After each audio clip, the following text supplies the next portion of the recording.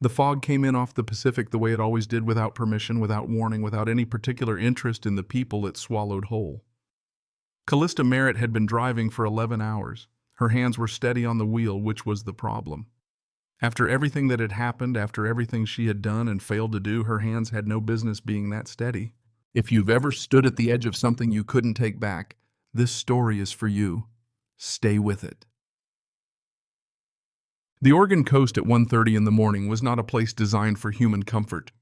The highway ran north along a shelf of rock above the water, and the Pacific sat out there in the dark, massive and indifferent, making sounds that had nothing to do with the people living alongside it. Calista drove with the window cracked 2 inches. She could smell the salt from 20 miles out. That had always been true. The smell didn't care how long she'd been gone. It didn't care what she'd done in the years between. It simply existed the way the ocean simply existed, older than any particular human failure, older than any particular human grief. The Tacoma had 214,000 miles on it. The passenger seat held a cardboard box that contained in its entirety the material evidence of the last 7 months of her life. A duffel of clothes, a laptop with a cracked corner, a manila envelope of paperwork she hadn't finished reading, 3 books she hadn't opened, and sitting on top of all of it, wrapped in a dish towel because she hadn't known what else to wrap it in, a small brass compass that had belonged to her father. She hadn't meant to bring it. She'd found it in the box of his belongings the hospice nurse had handed her 8 weeks after the funeral, along with a watch that had stopped working and a photograph of a coastline she didn't recognize. The compass had no note attached to it, no explanation. Her father had been a man who believed that objects spoke for themselves if you gave them enough time, and he had apparently decided that this philosophy extended past his own death. Calista had not given it enough time yet. She put it in the Tacoma's cup holder for the first 3 hours of the drive, then moved it to the passenger seat when it kept sliding around, then finally wrapped it in the dish towel and put it in the box, which was where it still sat, doing whatever it was that objects did when no one was paying attention to them. Harrow Point announced itself with a green highway sign that someone had shot through twice with what looked like a .22. Harrow Point population 3,240. The population figure was 6 years out of date. The actual number was closer to 2,800 and trending in only one direction. She'd grown up here.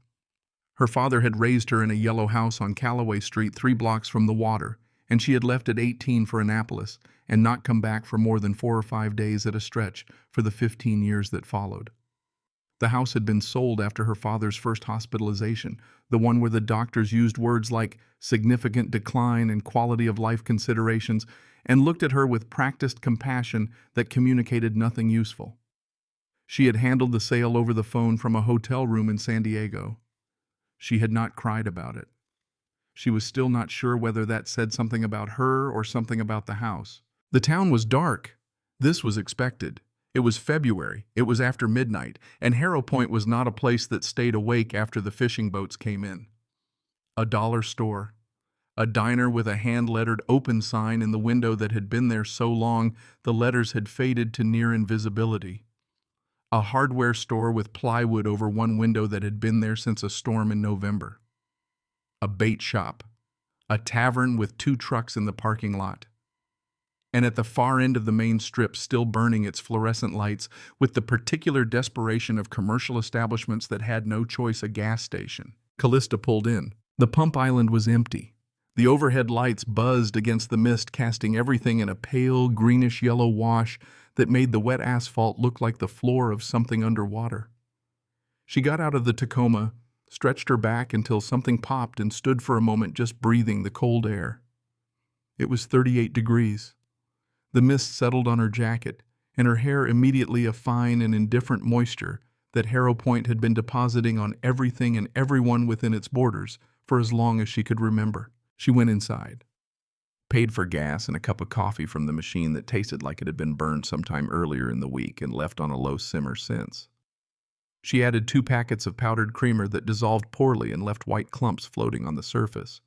She carried it outside and stood by the pump, watching the numbers climb on the display, and thought about nothing in particular, which was the closest she had come to peace in several months. The box on the passenger seat caught her eye through the window. She had not opened it since packing it in San Diego. She had not intended to open it tonight. But the coffee tasted the way it tasted, and the mist was doing what mist does, and the pump numbers were climbing slowly enough to make waiting a specific kind of patience. And before she had consciously decided to do it, she had opened the passenger door and pulled the dish towel off the compass and was holding it in her free hand while she held the coffee in the other. It was smaller than she remembered from childhood. Her father had carried it in his shirt pocket. On certain occasions she could picture it, that specific gesture of him reaching in and drawing it out, flipping it open one-handed, checking it the way other men checked their watches. She had asked him once what he was navigating toward, and he had smiled the smile he used when he wanted to deflect a question without dismissing it. "Just checking in," he'd said, "making sure I'm still pointed the right direction." She turned it over. The brass was warm from being wrapped in the towel.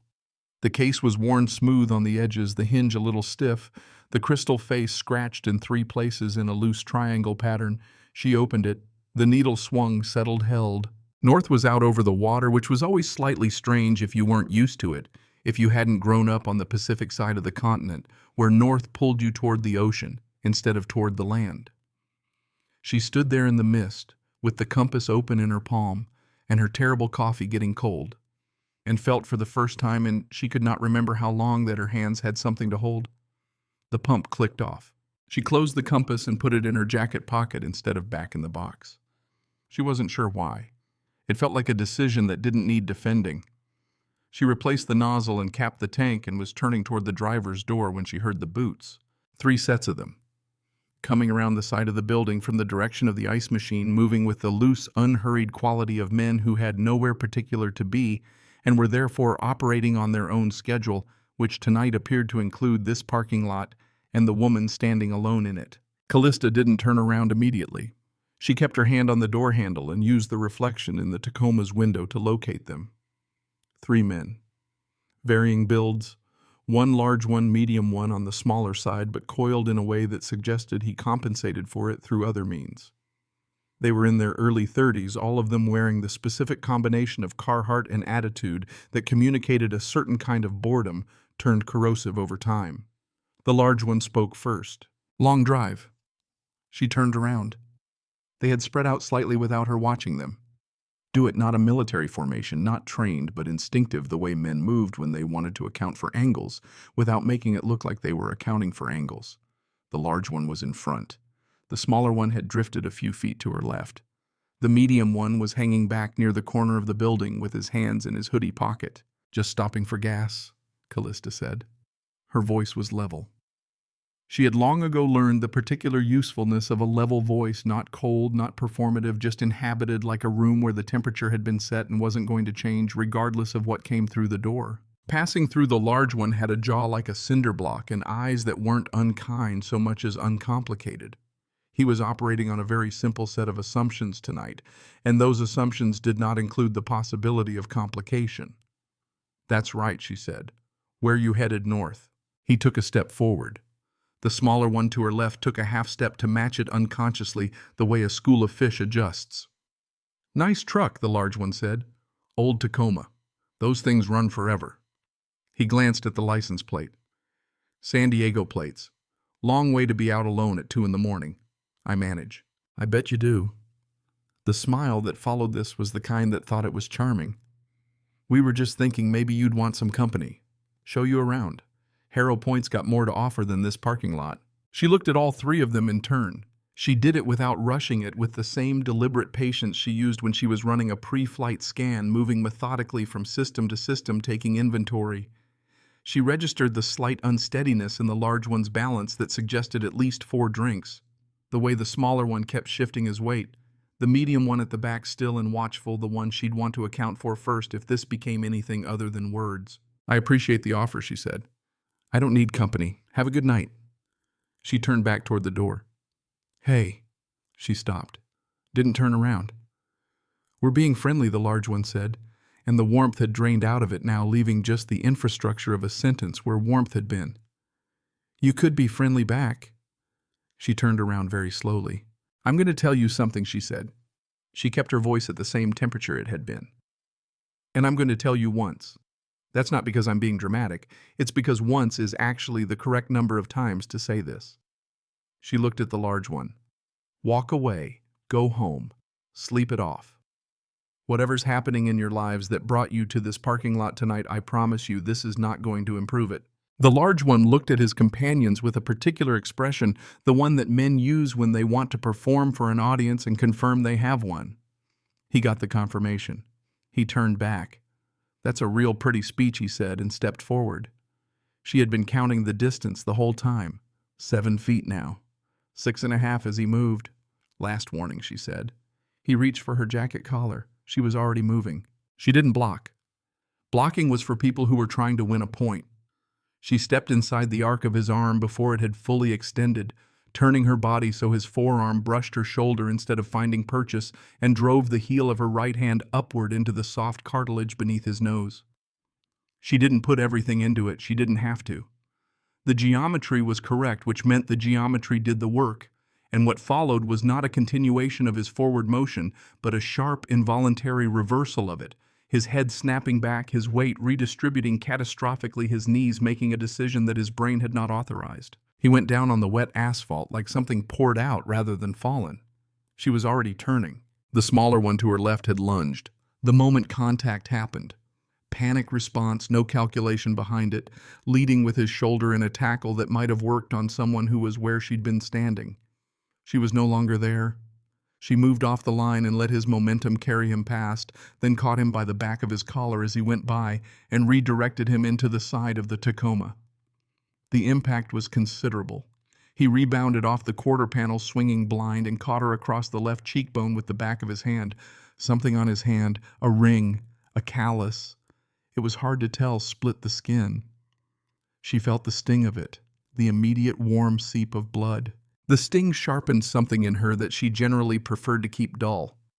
She swept his leg and he went down, and she held him down for exactly 2 seconds with her knee between his shoulder blades, long enough to be sure, not long enough to cause damage she didn't intend. Then she stood up and turned to face the medium one at the back. He had not moved. He was standing at the corner of the building with his hands no longer in his pockets, his arms slightly out from his sides, in a posture she recognized as the physical language of someone who had just completely revised their understanding of the next several minutes. He was looking at his 2 friends, one still on the ground, trying to remember which way was up, one curled on his side, making sounds she didn't particularly want to catalog. He looked at her. His face was doing something complicated. She stood there in the mist with blood on her cheek and her hands loose at her sides, and she waited. "I think," she said quietly, "you should take your friends home." He nodded. It was the fastest he'd moved all night. It took him 4 minutes to get the other 2 upright and mobile. 4 minutes during which Calista leaned against the Tacoma and held the collar of her jacket against the cut on her cheek and watched the procedure with something that was not quite satisfaction and not quite regret. It was something more like recognition. The feeling of a mechanism engaging that she understood deeply and had not wanted to use again. A dark blue pickup with one working taillight took them away down the main strip and disappeared into the fog. She listened until the engine sound was gone. Then she listened to what replaced it, which was the buzz of the overhead lights and the distant sound of the water. She got into the Tacoma. She closed the door. She put her forehead on the steering wheel. The compass was in her jacket pocket. She could feel the weight of it against her ribs. She had survived 2 deployments to theaters where people were actively trying to end her life with significant resources and considerable commitment. She had landed aircraft in conditions where the horizon was theoretical. She had held together with both hands while the thing she was responsible for was coming apart. And she was tired in a way that sleep did not fix, tired in a way that went down below muscle and past bone and had taken up residence somewhere in the architecture of her, in the load-bearing walls, making everything feel faintly unsound. The violence had been easy. That was the part she needed to sit with. Not the specifics of it, the geometry, the mechanics.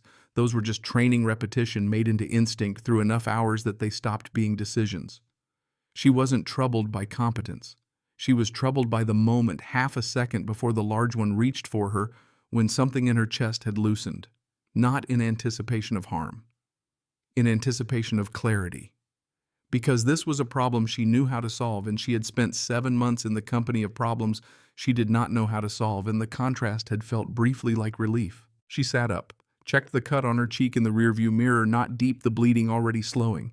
She pressed the jacket collar against it again and held it while she started the engine and pulled out of the station and drove north on the main strip. She knew where she was going. She hadn't admitted it to herself until she made the turn, but she'd probably known since she crossed back into Harrow Point's county limits. There was one light burning at the far end of the Cove Road, past the public boat launch, past the rack of rental kayaks that nobody had touched since October. A corrugated steel building with a wooden sign over the bay doors that read Ashby Marine in hand-painted letters that had been repainted maybe 4 times over as many decades. The light inside was the cold white of a work lamp. Someone was still in there. She parked on the gravel apron and sat for a moment, engine ticking as it cooled, and looked at the building. Her father had brought her here once when she was 9 or 10.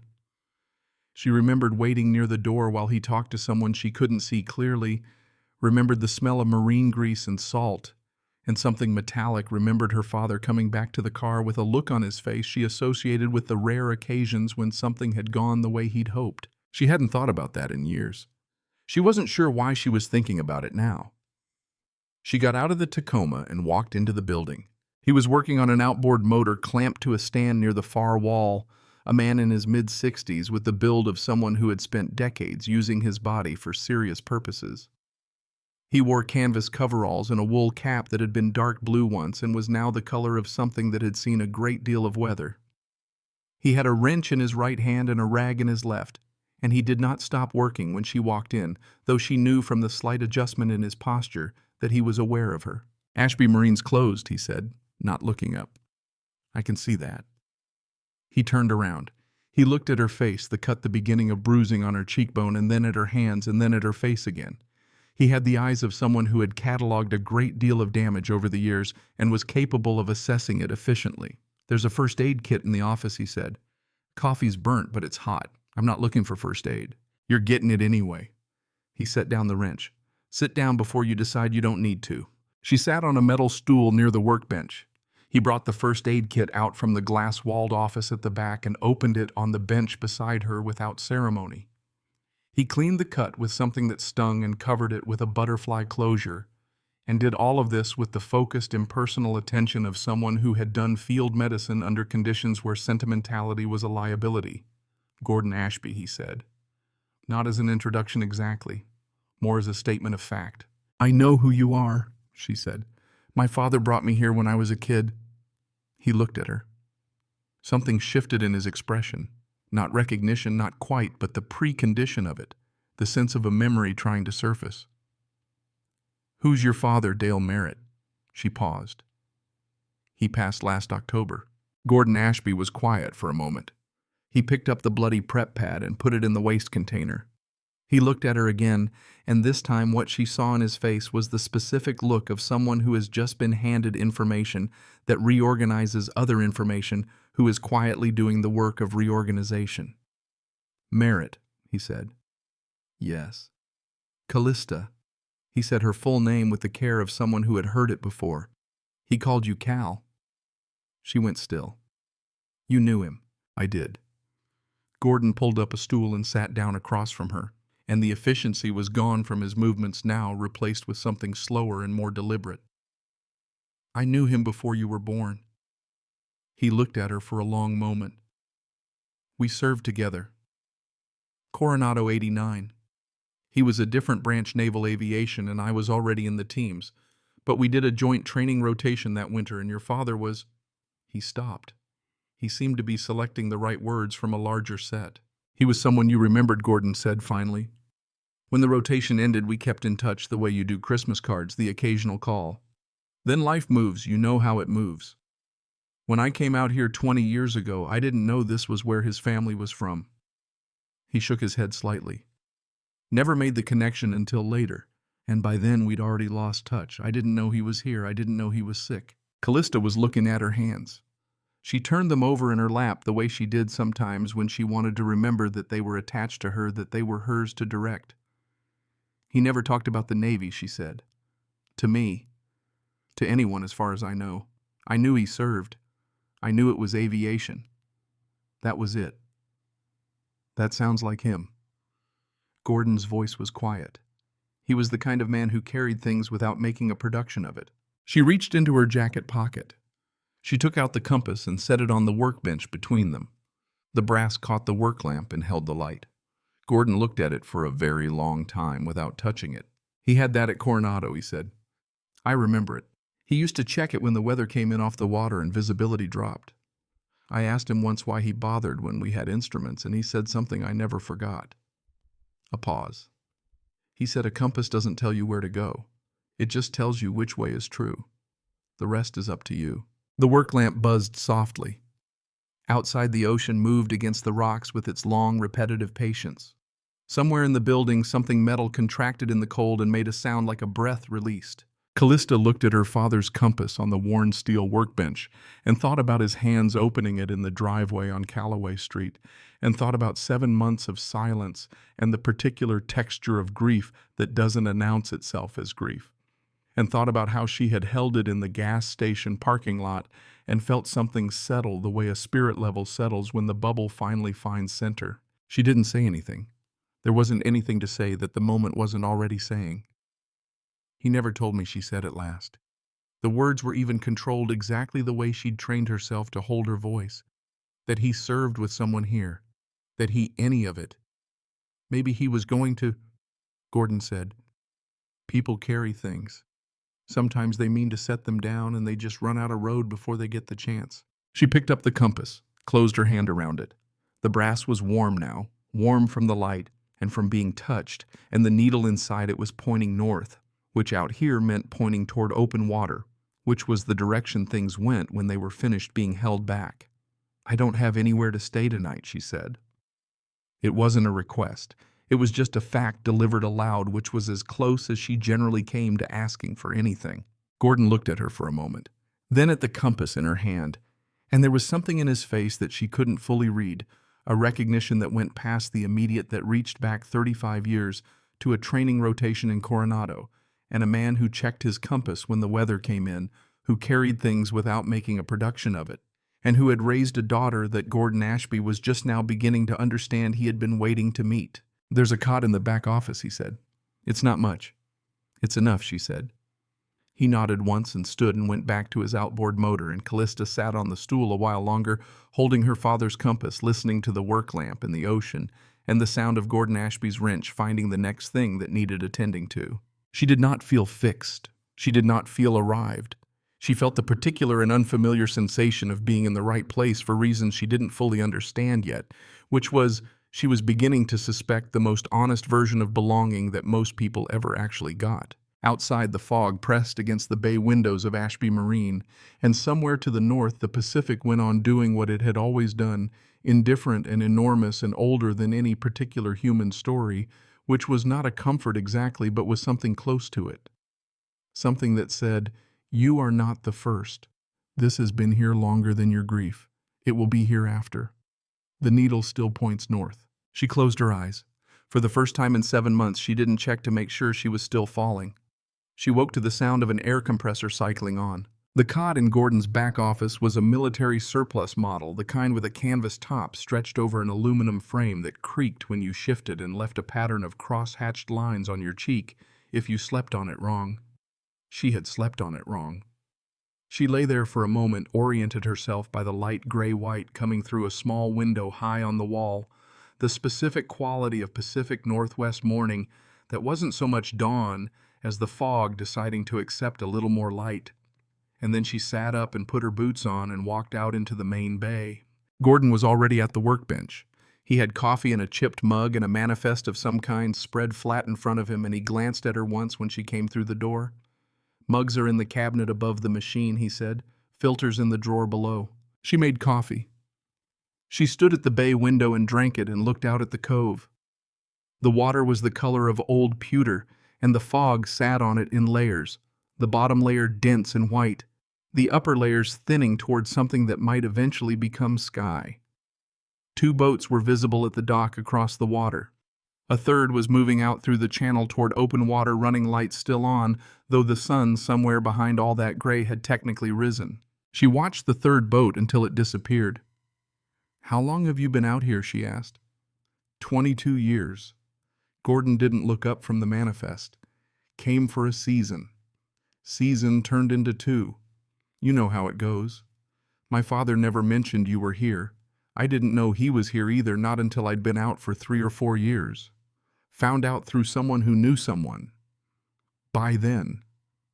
He left the end of the sentence where it was. She understood where it was. She turned from the window. I'm going to find somewhere to stay. I don't know how long I'm in town. I don't have a plan. There's a rental on Cove Road, Gordon said. Belongs to Patty Gesell. She doesn't rent in winter, but she might make an exception. Tell her Gordon sent you. I don't need you to. I know you don't. He set his coffee down. I'm telling you anyway. Dale would have done the same for any kid of mine showing up in the dark with her cheeks split open. A pause. He would have done considerably more than point her toward a rental property. But you don't seem like a person who accepts considerably more.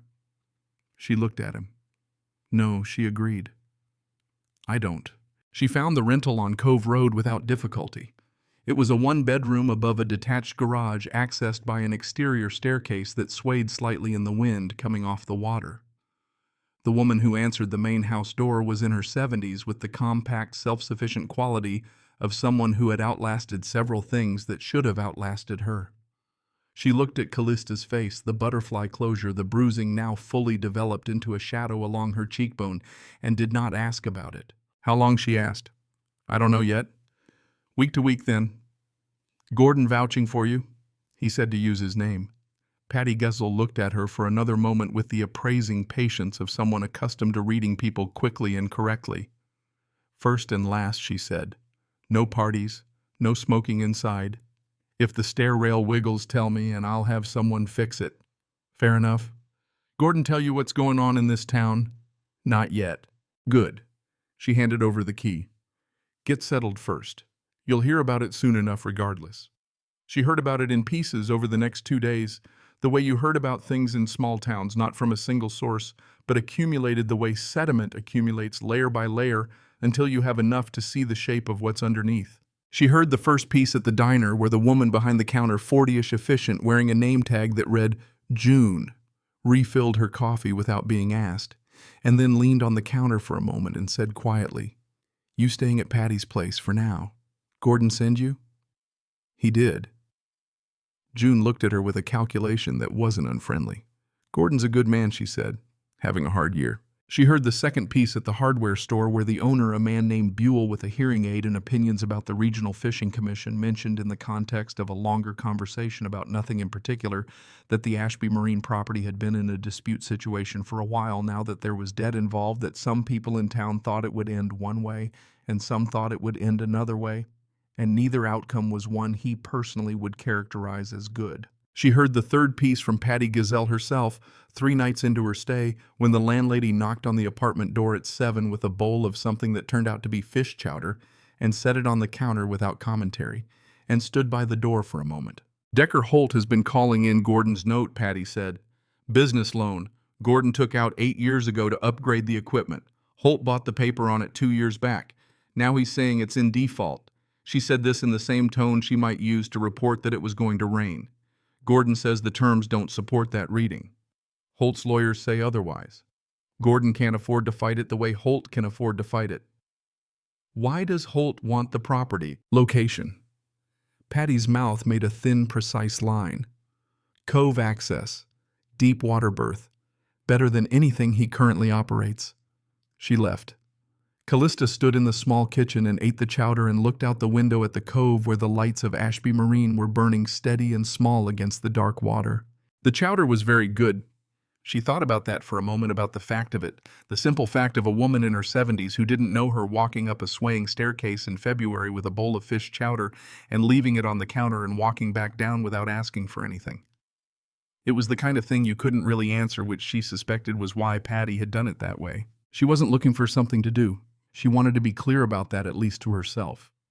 She wasn't the kind of person who arrived in a situation and assessed it for opportunities to insert herself.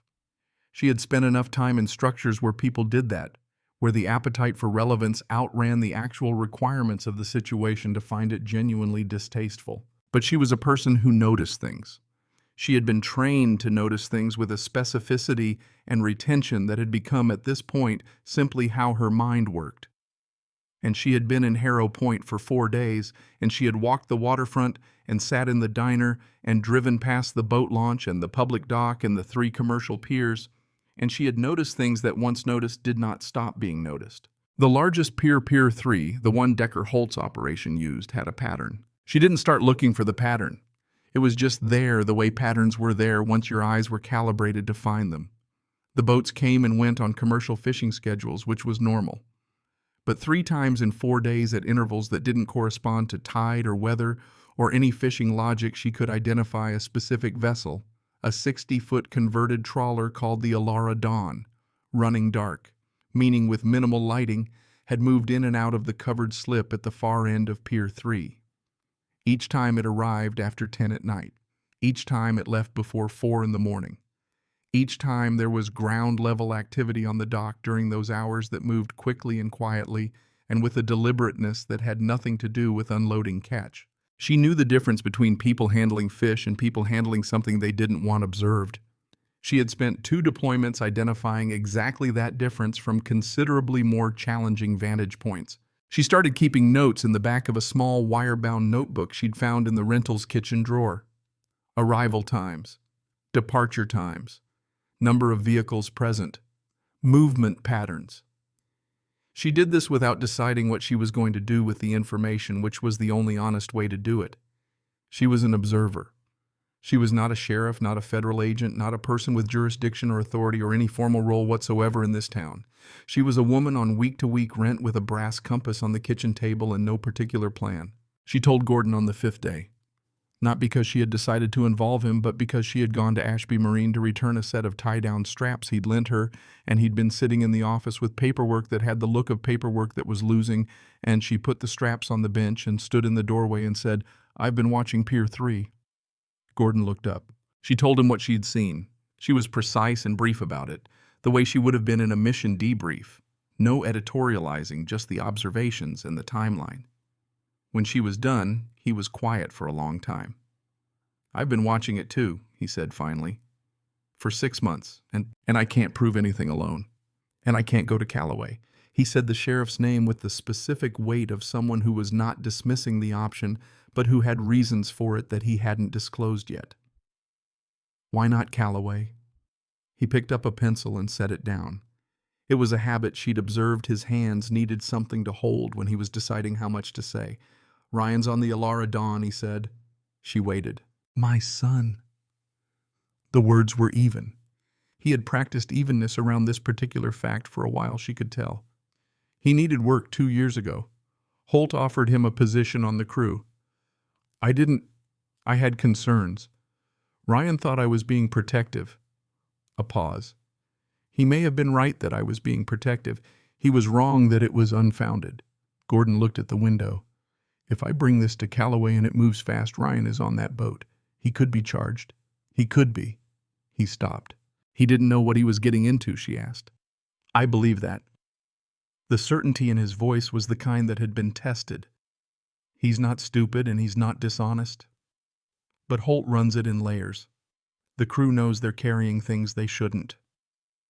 I think Ryan figured it out slowly, and by the time he understood the full picture he was in deep enough that getting out wasn't straightforward." Calista stood in the doorway of the office and looked at the paperwork losing on Gordon's desk.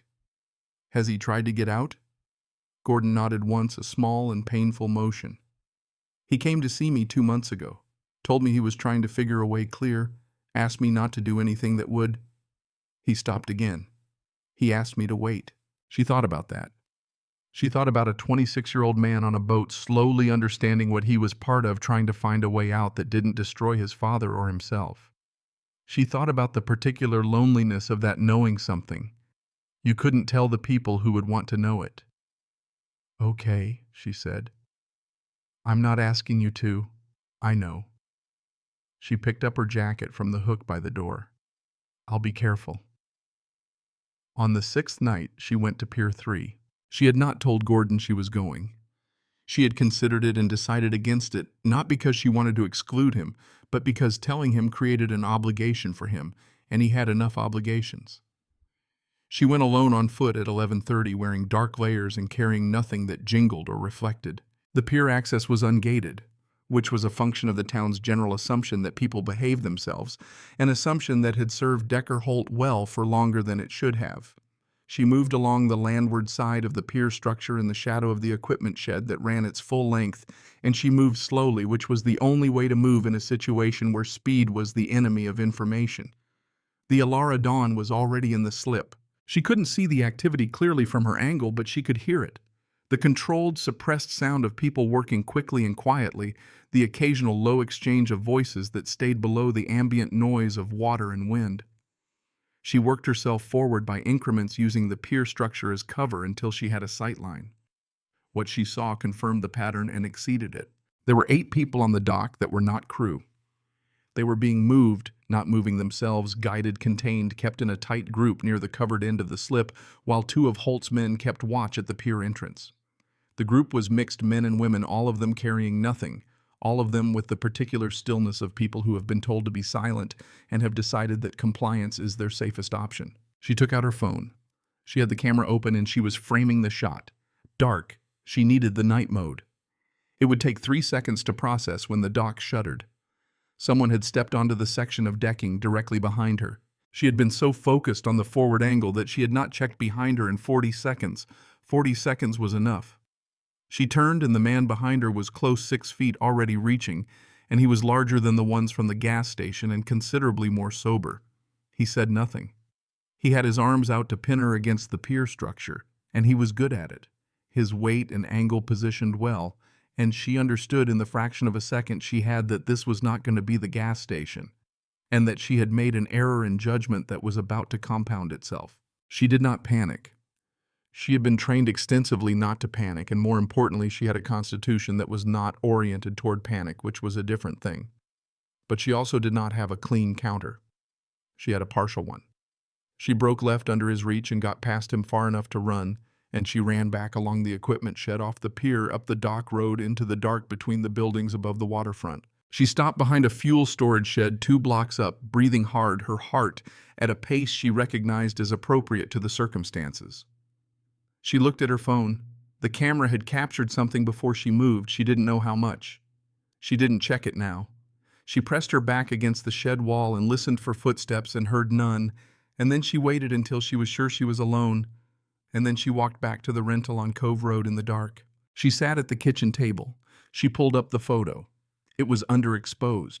The night mode had processed partially, and the result was grainy, shadowed, the figures at the edge of the frame barely distinguishable.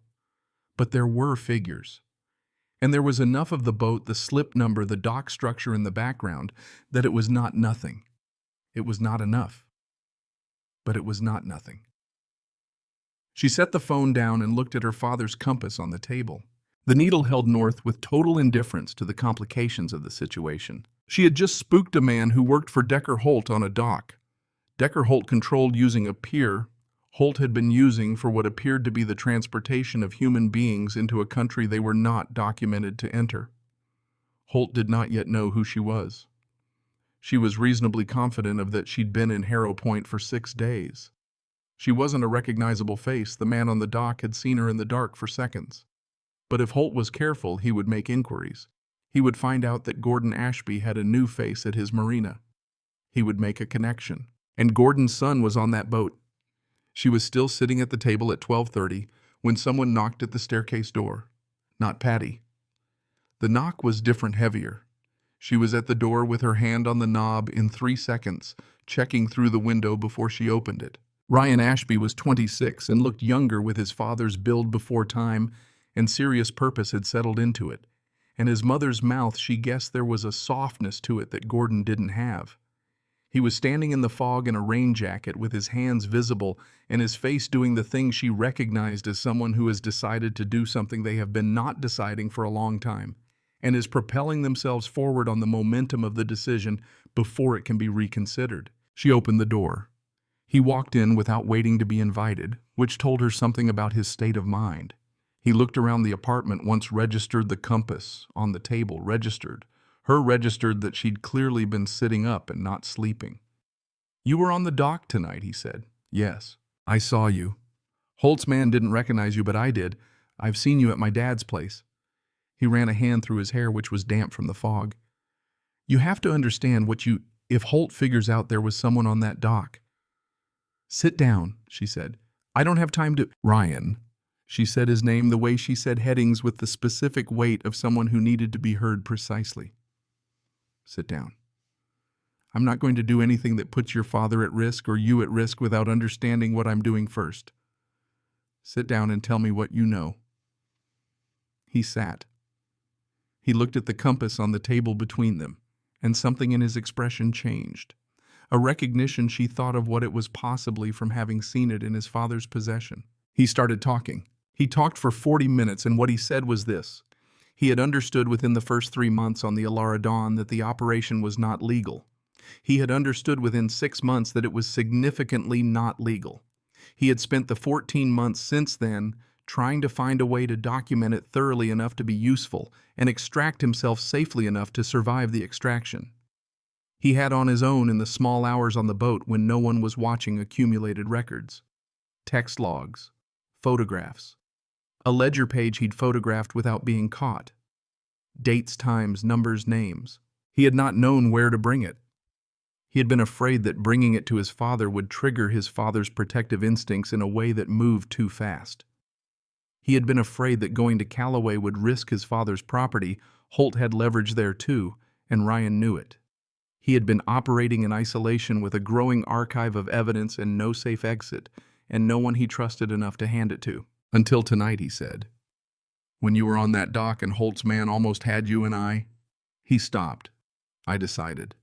Calista looked at him across the kitchen table.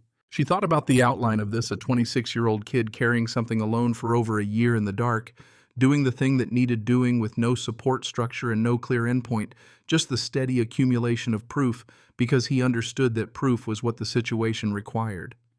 She thought about the specific and particular weight of that. She thought about what that was like, carrying something by yourself that the situation required you to carry. She knew exactly what that was like. Show me what you have, she said. He showed her.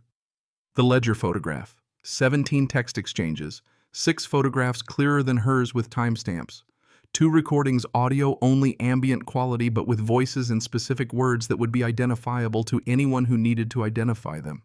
She went through all of it twice. Then she sat back. This is enough, she said. Not for encouragement, as an assessment. Enough for what? Enough to give to someone with jurisdiction. She looked at him. Not Callaway. She'd been thinking about this since Patty's chowder, since Gordon's office. Federal. If there are people being transported across, there are. His jaw was tight. Every 2-3 weeks. They come in through the Canadian route and get offloaded here. Holt moves them south from here. I don't know where they go. I've never seen the end of it. Then it's federal, she said. Coast Guard or DHS or... If I go federal, he said, Holt's lawyer is going to burn my father's business in the time it takes me to get to a field office.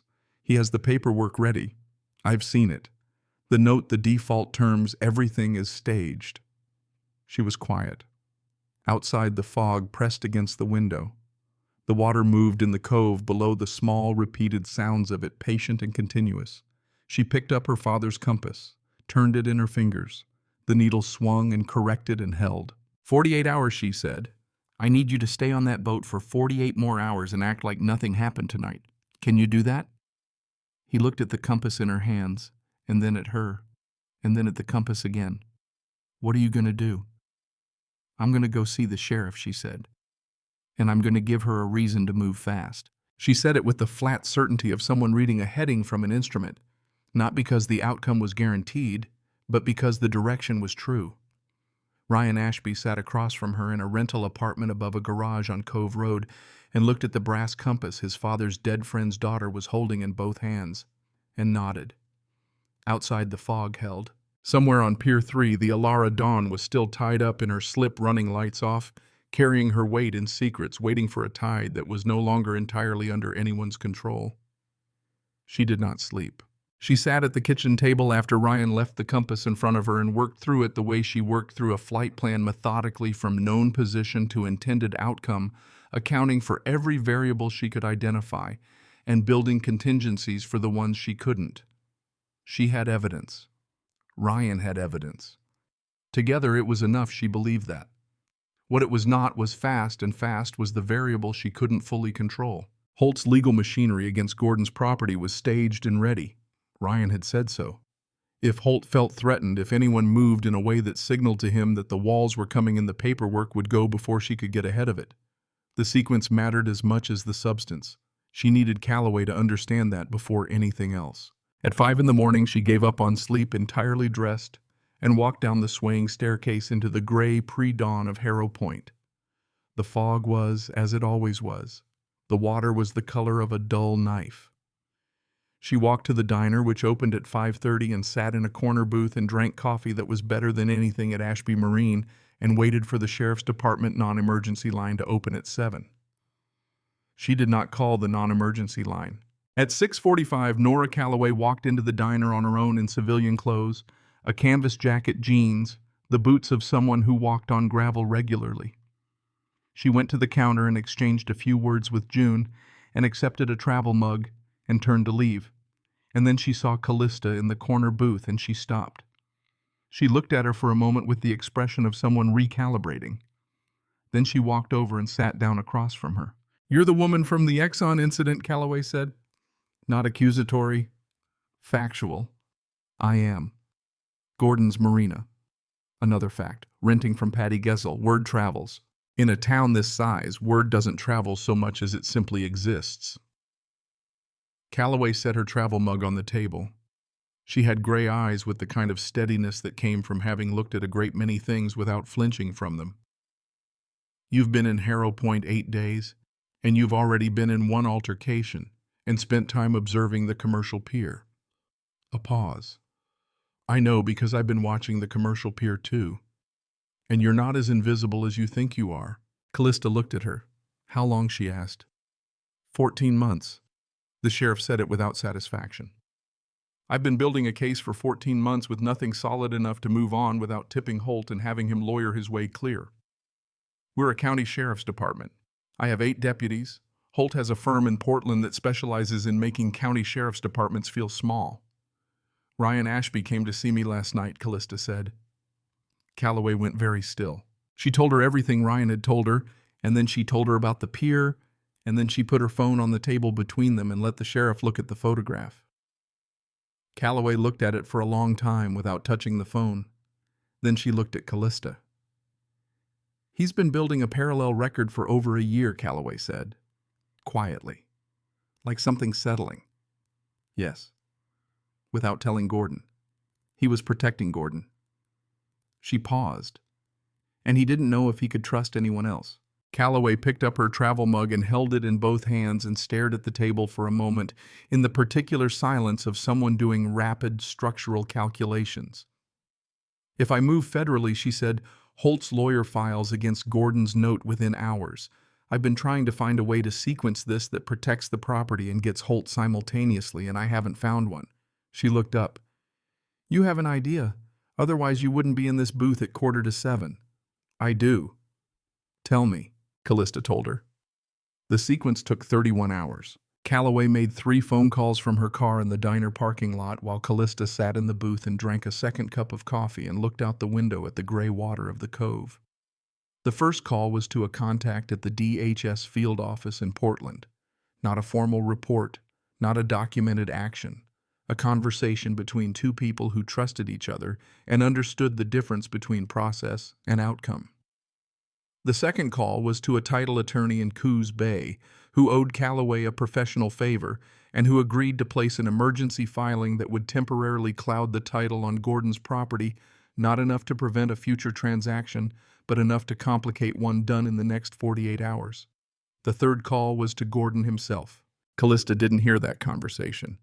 Calloway made it from outside the diner, and when she came back in, her face was composed and her eyes were the same steady gray, and she sat down and said, "He's not pleased." "I assumed. He said to tell you that Dale would have done exactly this, and it would have annoyed him just as much then."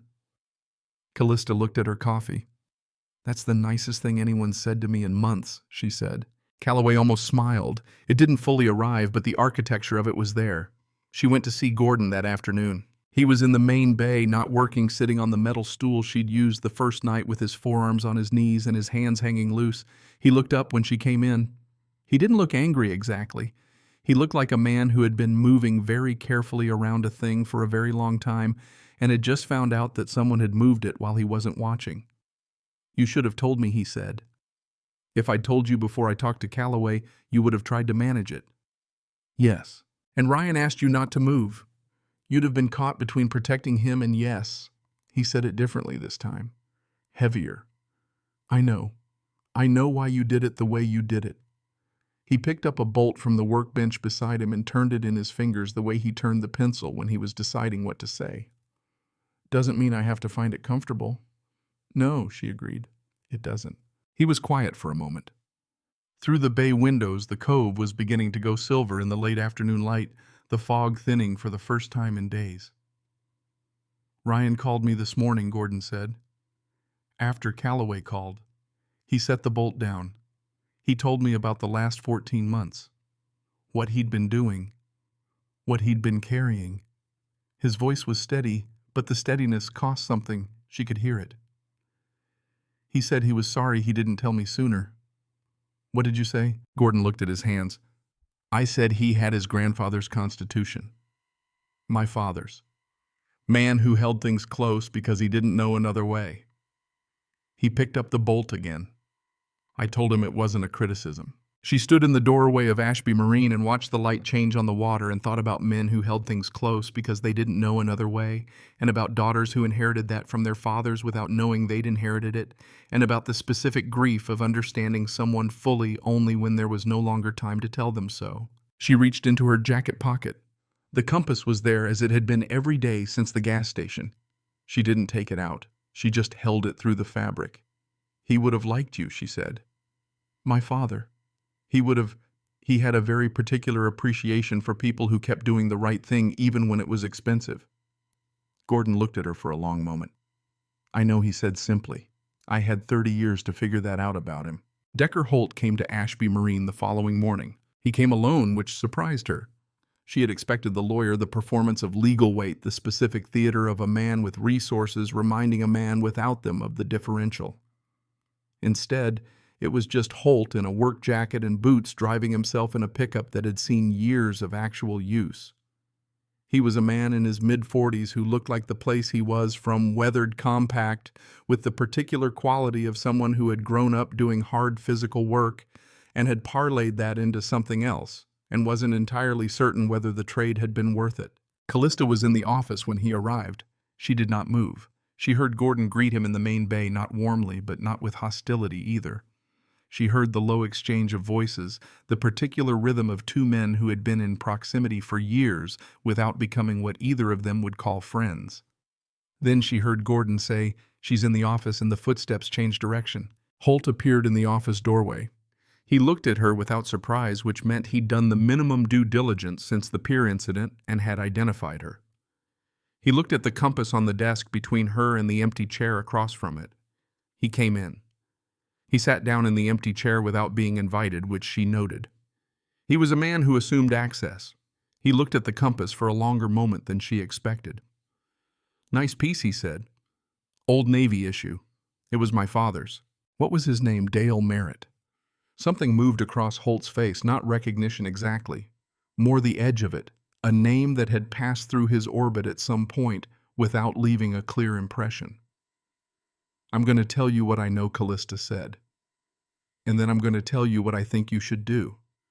Most people in your position open with what they want. I don't want anything from you." She said it evenly. That's an important distinction. She told him what she knew. She didn't tell him how much Ryan had documented or where that documentation currently was. She told him what she had seen and what Calloway had seen, and that the appropriate federal agencies were now involved in a manner that was not reversible. She told him that the title cloud on Gordon's property would prevent any transaction for the foreseeable future, and that pursuing it through litigation would invite the kind of attention that would be, under the circumstances, contraindicated. Holt listened without interrupting. He was not a stupid man. She had understood that going and stupid men did not run an operation of that complexity for that long.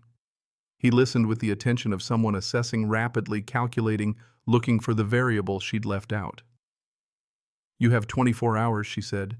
"Calloway will be here in the morning with something formal. That's outside my control and yours. What happens in those 24 hours is a choice." He looked at the compass on the desk between them.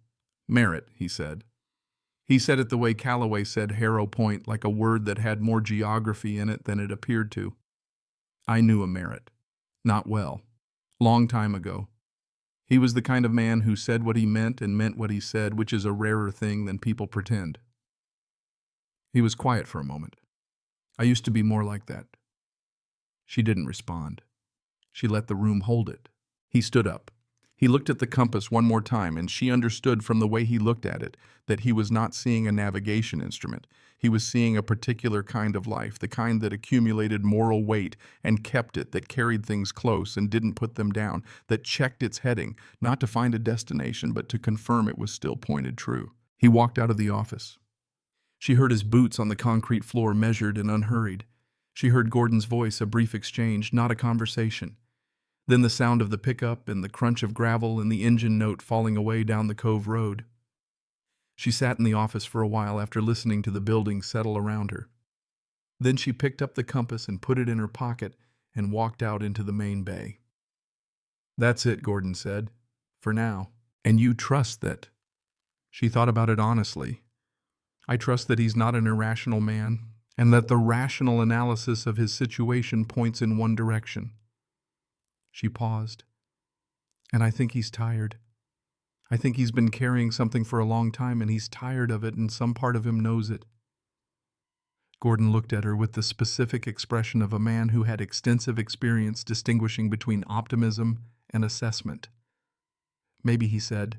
Maybe she agreed. "Calloway will be here tomorrow regardless." Calloway came the next morning with 2 deputies and a federal agent from the Portland field office who was younger than Calista had expected, and more tired-looking.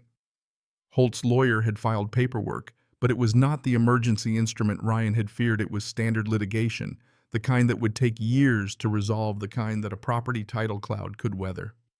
The Alara Dawn was in the slip at Pier 3 and had not moved overnight. Ryan came off the boat with the federal agent not in custody, walking alongside him, talking. He had a folder under his arm. Calista watched this from the Cove Road at a distance because it was not her scene, and she understood that. She watched until she was sure of the broad shape of it, Ryan walking free, the federal agent listening, the Alara Dawn going nowhere. Then she turned and walked back up the road. The fog broke that afternoon for the first time in 11 days. It happened the way it sometimes happened on the Oregon coast, not gradually but in sections, as if something offshore had simply decided to let go. One moment the cove was its habitual gray, and then there was light on the water. Actual light, the low winter sun, finding an angle through the clearing and hitting the surface in a way that made it look briefly like something precious. She was sitting on the dock behind Ashby Marine with her jacket on and her boots over the edge above the water. Gordon came out and sat beside her.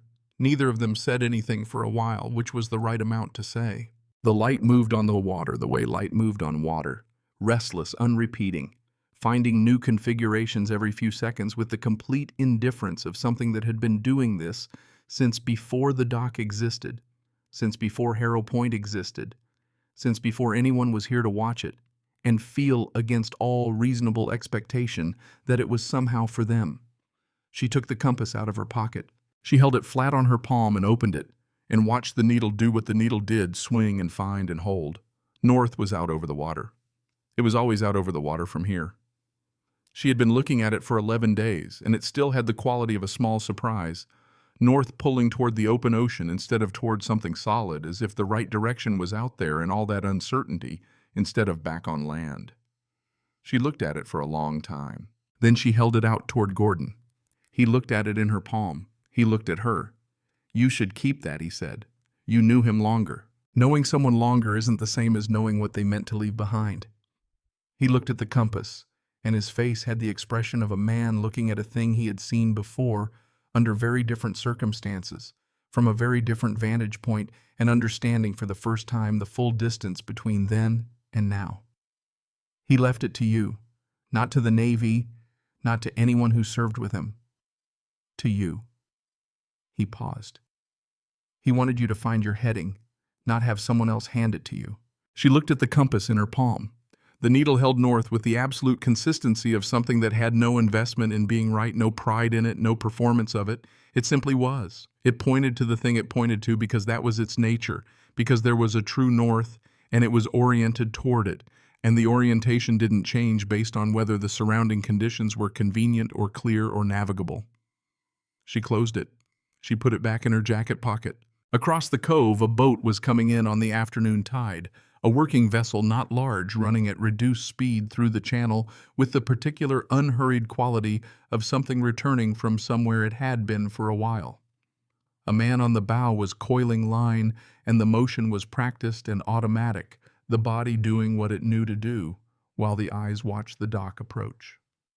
She watched the boat come in. She thought about 7 months of waking up not knowing what to do with her hands. She thought about San Diego and the VA paperwork and the hotel room where she'd handled the sale of her father's house over the phone in the same tone she used to confirm approach vectors.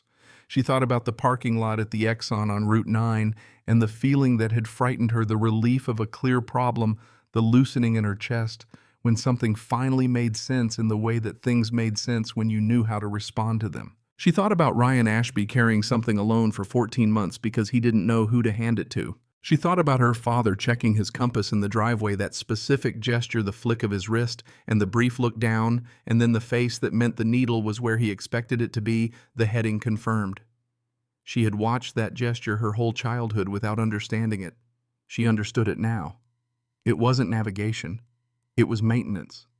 It was the daily practice of checking whether you were still pointed toward the thing you had decided to be pointed toward. The boat bumped the dock. The man on the bow threw the line. Someone on the dock caught it. "I don't know how long I'm staying," she said. Gordon was quiet for a moment. "Nobody does," he said. "When they first get here, it's not really a question of how long, it's a question of what you're doing with the time." She looked at the water, at the light on it, at the boat settling against the dock with its quiet sounds of rope and metal, and the engine winding down. She had spent a long time flying away from things. She had been very good at it. She had known every angle of departure, every corridor of altitude and heading and speed that created distance between herself and whatever was below her on the ground. She had mistaken that skill for a kind of freedom, and it had taken her 7 months in a gas station parking lot, and a man who remembered her father from 1989, and a 26-year-old kid carrying secrets on a boat to understand what it had actually been. Competence and direction were not the same thing. You could be extremely good at moving and still be nowhere. She took a breath. The air tasted of salt and low tide and the faint diesel of the returning boat and something else, something green and cold that was just the winter coast. Being itself offering the same thing it offered to everyone who sat here, which was the fact of its continuing its complete indifference to whether you were ready for it, its patient willingness to be there when you finally turned toward it. She was not fixed. She did not feel arrived, not in the way that the end of something felt, the wheels touching down the engine reversing. She felt the other thing, the thing that came, not at the end, but at the beginning of a beginning when the heading was confirmed, and the conditions were what they were, and the only remaining question was what you were going to do with the time. She reached into her pocket one more time and opened the compass in her palm and looked at the needle. It held. Of course it held. He was right, she said. About the compass. Gordon looked at her. He didn't ask who she meant. "It doesn't tell you where to go," she said. "It just tells you which way is true." She sat with that for a moment, the simplicity of it, the whole weight of it, the way it was both the least and the most useful thing anyone had ever said about how to move through the world. Not a promise of arrival, not a map, just an instrument that told you honestly and without agenda which direction was the real one and left the rest entirely up to you. She closed the compass. Below the dock, the water moved the way it always moved, with the long, unbroken patience of something that had been here before everything, and would be here after something that had seen people sit on this dock and look at this water and carry their particular and specific weight, and slowly over time find their way toward something they could live with. It offered no shortcuts. It offered no guarantees. It offered only what it had always offered, which was the continuing evidence that life was possible on the other side of hard things. That was enough.